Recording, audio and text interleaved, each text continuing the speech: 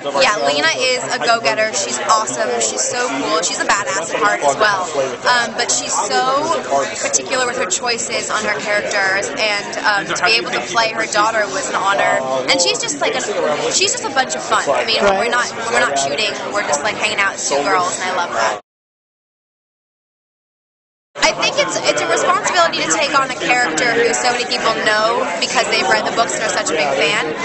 So in that sense, I want to live up to expectation and to kind of give due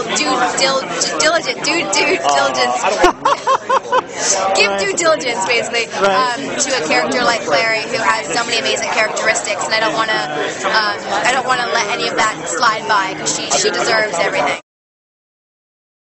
It's funny because obviously when we're shooting, everyone else can see that thing, so they're trying to not see something that I can see, that I'm like trying to show this amazement and wonder, but also not make it seem somewhat cheesy, you know.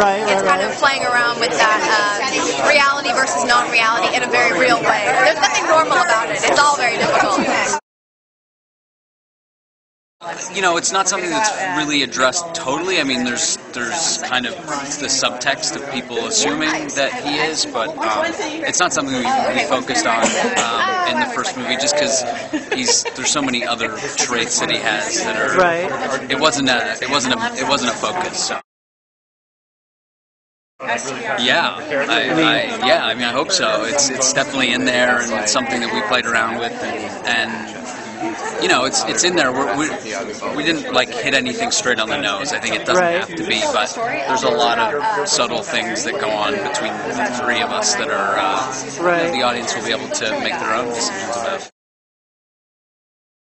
Of course, yeah. I mean, it's a huge part of the progression of the character. So, yeah, I hope so. I mean, it's what the fans seem to love about the character is his love story and what goes on with him. So, yeah, I mean, that's if they want to make more movies, then that's going to be fun.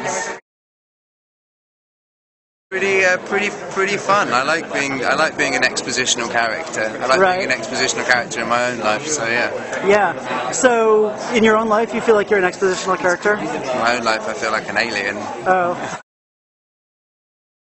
She's a huge catalyst for him, you know. He's been very happy to live in this world of sort of closing off to the world, closing off to his environment, and he meets her, and she completely like changes his world and changes his life, and it's huge for him. It's a huge step.